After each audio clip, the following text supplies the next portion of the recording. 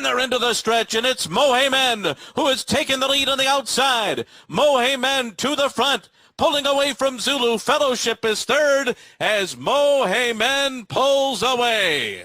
And Mohaymen remains unbeaten, winning the Fountain of Youth over Zulu. Welcome to the Paddock Pass with Brian Mariano on 104.5 The Team.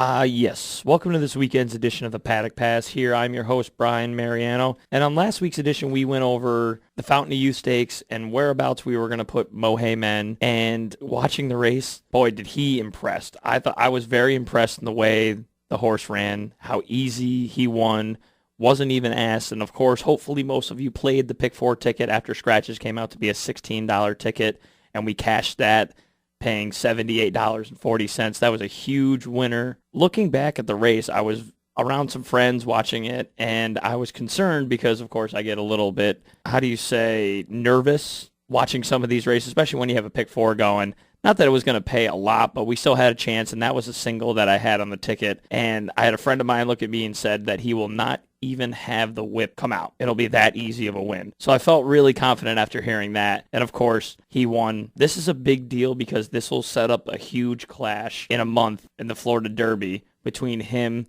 and Nyquist. And this is a big move to have Nyquist even considering coming east and running in the Florida Derby, because Fastic Tippins is offering $1 million bonus to a Florida horse that graduated from their sales last year to run and win the Florida Derby. So that's a big deal because this is going to set up a super clash in these prep races that we haven't seen yet. This could by far be the race that determines who's going to be the Kentucky Derby favorite in the first Saturday in May. So this is going to be really interesting to find out. What do you think? Who do you feel is the best horse going right now in these Kentucky Derby prep races? On Facebook, comment below. Let me know what you think. Hit me up on Twitter at 1045 Mariano and get in the conversation. Let's have a talk. Who do you feel like it is? Right now, I'm still on the Mohaymen side because he's proven that in the last 2 months, he's the sharpest horse. Nyquist did win at Santa Anita, which was very impressive, coming off the juvenile win last year. But for me, I'm still going on Mohaymen. I like what the connections have done, keeping the horse home base right in Florida. And I'm not really sure how Nyquist is going to handle the trip back east. So this should be interesting to find out, and we'll set up a great day at Gulfstream Park in the early stages of April next month. I hope most of you did play the Pick 4 last week. That was, one of the ones I was pretty confident in, and we were lucky enough to get a blanket finish in the last that had us win a little bit more money. It wasn't a huge hit, but it was something that we can be confident about moving forward into most of the prep races. So hopefully most of you guys had it. I have another one this week that's not very expensive at all, and I still think we can hit it in a huge weekend, both in New York and down at Gulfstream Park. This, of course, is the Paddock Pass here. I'm your host, Brian Mariano, and we're going to look at some more updates from Maidan and for the World Cup next month. Keen Ice's prep race is going to be Saturday, and that's going to be in round 3 of the Al Maktoum Challenge, which, of course, earlier Frosted won in round 2 last month. And this is going to be a prep race where we just hope to see, as previously with California Chrome and with Frosted, that this horse is taking the next step forward before the World Cup next month, or later this month, rather. And can this horse gain back to form where he was in August when he beat American Pharoah and where he was one of the top 3-year-olds going? That's the question we all really want answered here. Is this horse going to transition from his 3-year-old year over to his 4-year-old year and be just as impressive as he was most of his 3-year-old year? Yes, of course, he ran second multiple times, but we also ran into one of the best horses we might ever see last year. And he ran second to him a few times. So let's not start discounting the horse quite yet, that he's not that great. If he shows up on Saturday and is ready to roll, he's going to be looked at as one of the contenders in the World Cup. There's no doubt about it. I do like the rider change that he's going over there with. He's going to be ridden by Ryan Moore, which I think is going to be a big deal for him. I think that Ryan Moore is a very talented rider and knows the race course. I think that's a smart move by the connections there to get Ryan to ride. Another name that you might be familiar with that ran in last year's Triple Crown races as well is Mutahij. He's also in this race and hasn't run that well since his 4th place finish in the Belmont last year. He was over in Maidan, raced on February 4th, and finished a disappointing 5th. Now, I watched that race, and of course, he was 1-2, 3-5, somewhere around there, and the horse just didn't fire. He looked like he was lethargic, wasn't really interested in the race. So I'm interested to see if this is, the second time off a decent layoff where the horse might be more fit, more ready to run, and you might be able to get a decent price on him. So I'm going to watch both of these horses very carefully on Saturday to see what kind of moves forward they make in order to get ready for the World Cup later this month. This, of course, is the Paddock Pass here. I'm your host, Brian Mariano. Get at me on Twitter at 1045Mariano, on Facebook. Comment below. I want to have some conversations with you guys, all right? Get into it. Let me know anything I can do to make the show better for you. Anything you want to talk about more, let me know, and we'll see what we can do. I found this story very interesting. I was reading online earlier before the show, and Santa Anita in June is going to replace their entire turf course. Now, I didn't really think too much into this until I started doing some more research, and it actually does affect most of their meet because they're going to do it in June in order to make sure that the turf course is up to par for the Breeders' Cup that they're going to have on November 4th and 5th. So now they're going to shut down the Hillside Turf Course on June 5th and then the rest of it on June 19th, but that's still going to be during their meet. So most of the trainers are kind of iffy about this because then once they transition from Santa Anita and go to Del Mar for their summer meet, a lot of these turf horses are not going to have a chance to run at Santa Anita.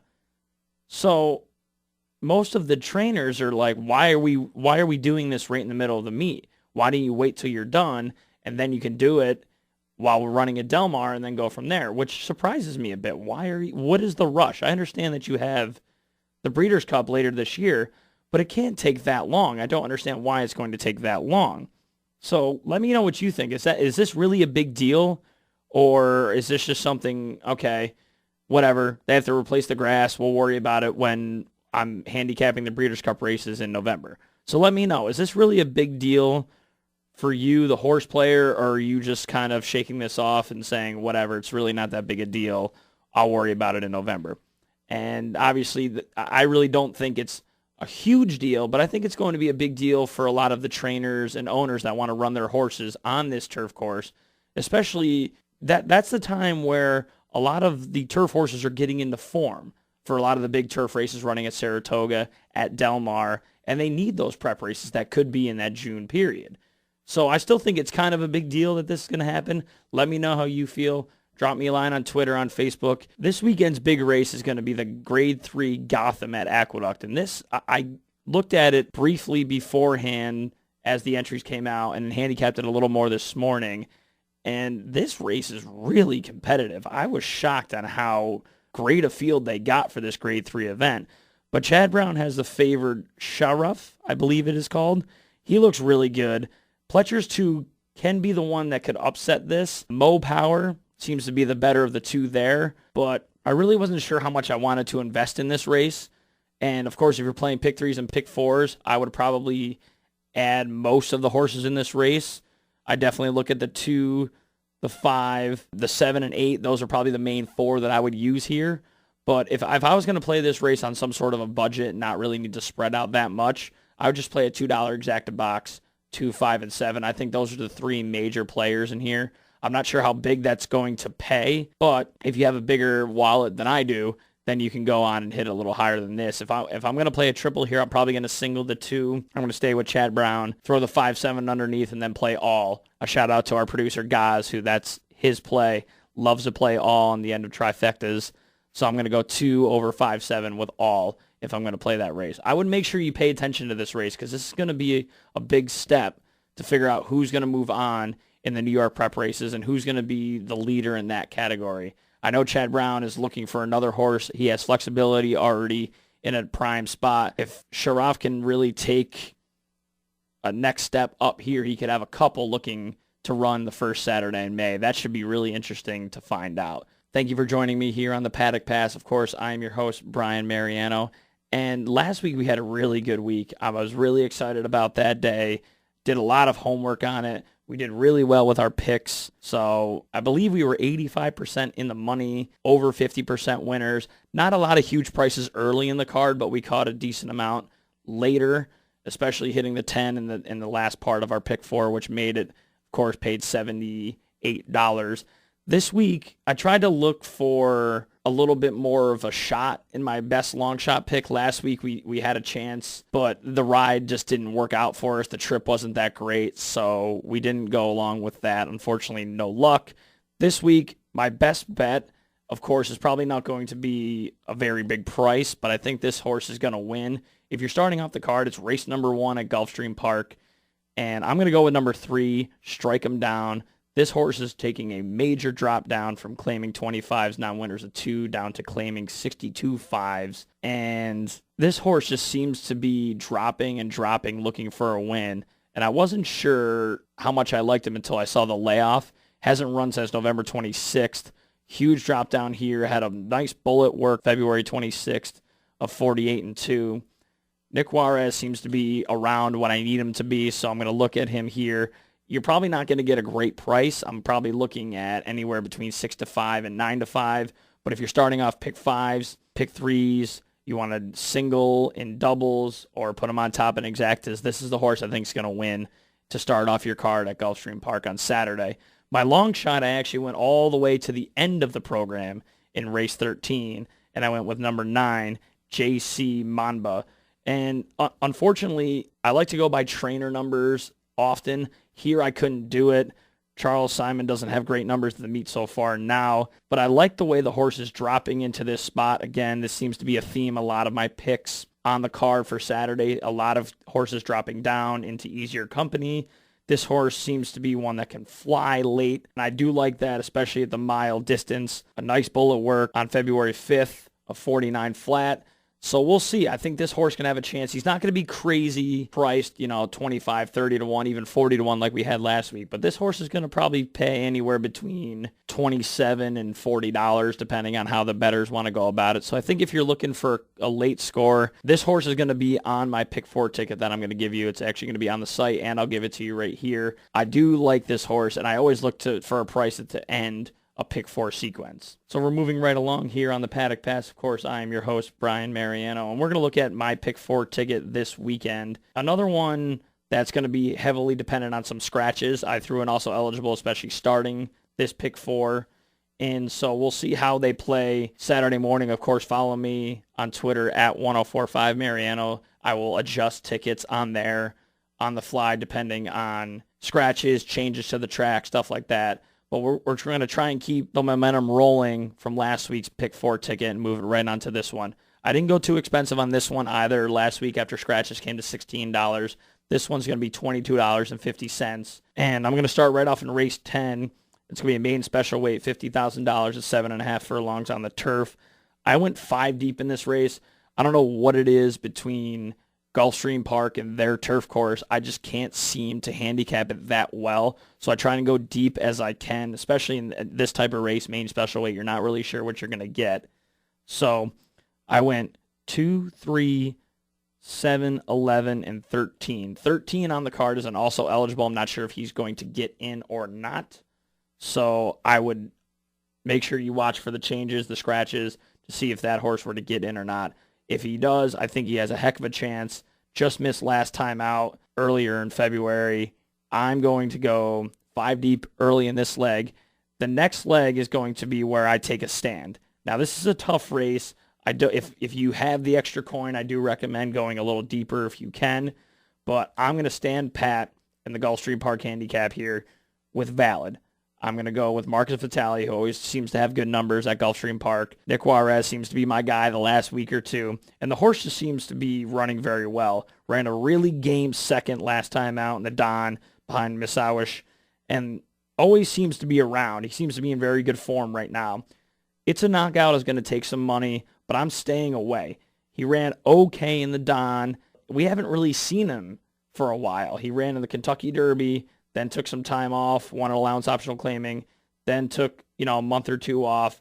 So I really don't know. The horse could very well run great second time off the layoff, but I just don't see it here. I'm not going to take a horse that's going to be 6 to 5, 7 to 5 in this spot. Hopefully Valid will be more towards its morning line 5 to 2 or 3 to 1, but that's going to be my stand. I will single Valid in the Gulfstream Park handicap. Moving on to the 12th race. This one's going to be a grade 2 on the turf, 1 3/8 miles. Now, this race seemed to be pretty tough as well, so I wasn't sure if I was going to single in the last leg while I was handicapping this or if I was going to find somewhere else to single, and I couldn't. These last 2 legs, I couldn't find anywhere else to single, so I had to stay with Valid to single here. I had to throw the 4, 5, and 6 on my ticket. Twilight Eclipse is just a classy horse, always seems to be around. Had a rough trip in the Breeders' Cup Turf, his last start. Coming back off of that, I think he needed a little freshening, a little bit of time to get his form back. Now Will can have a heck of a shot here. We hope to try and gauge some other prices. The Big Hoss, the 4. I love Flan Giroux. If I ever have a big race coming up and need some money thrown down, Flan Giroux seems to be my guy. And I'm going to go with the hometown boy, Chad Brown, with Michael Dubb owned, Javier Castellano riding Mr. Maybe, the 5. So in this leg, I'm going 4, 5, and 6 in race 12. And we go on to the finale, race 13, to 7.5 furlongs on the turf. 4-year-olds and up, claiming price of $16,000. This was another race where, as I handicapped and, of course, gave you the 9 earlier as my longest shot that could possibly win, I didn't really like taking a favorite at 9-5 in this type of race. He could very well win the race, but I'm not going to go and single to a horse that's 9-5 in a turf race in this low a level. I can't really justify that. So I looked at the 5, even though he's 9-5, Ken and Sarah Ramsey, Mike Maker, and Javier Castellano. Finally could drop far enough for this horse to grab a win. I went with the 9, JC Mamba, and of course our longest shot that has a chance to win. And then I also threw in the 11, Propa Freud, and Tyler Gaffleone was my guy over the winter meet. Seems to be holding his own very well for as much as he's riding down at Gulfstream Park. And this horse just missed last time out. I think we'll have another chance here, shortening up in distance a little bit. So I think he might be a price too. So in the last leg, I'm going to go 5, 9, and 11. So we'll recap very quickly for you. Race 10, we went 2, 3, 7, 11, and 13. Again, we'd watch that race for the scratches and changes. That might change. We singled the 5 in race 11. Race 12, we went 4, 5, and 6. And in the finale, the 13th, we went 5, 9, and 11.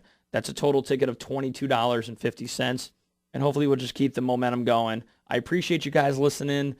Anything you need, anything you want to hear, anything you want to change about the show, let me know. Comment below if it's on Facebook. Hit me up on Twitter. If you have any big picks you like, let me know. And we're going to push this along. Hopefully this will be we're going to try and get some big guests on the show as the Kentucky Derby gets closer, especially over Saratoga season. So drop me a line. Let me know what we can do to make this show even better for you guys, because this is exactly what the show is about. It's for you. Of course, I thank you for listening to the Paddock Pass. I am your host, Brian Mariano, and hopefully all your Pick 4 tickets are winning ones.